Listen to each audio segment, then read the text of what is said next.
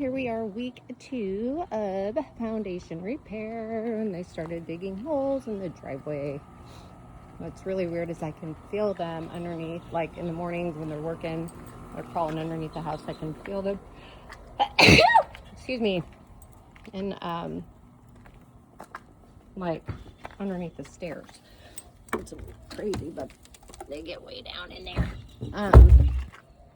This goes all the way around to the back side of the house too.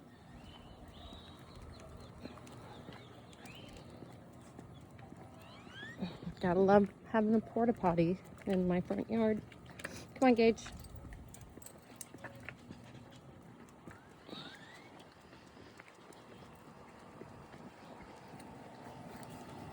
Come on, Gage. So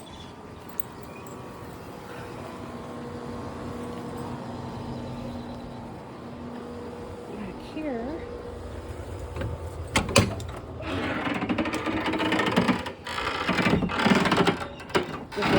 complete disaster. These are the, underneath these boards are the really deep holes that go underneath the house down in there.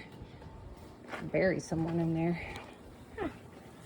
Anyway, just thought I'd give a little quick update. All this shit. Anyway, talk to y'all later.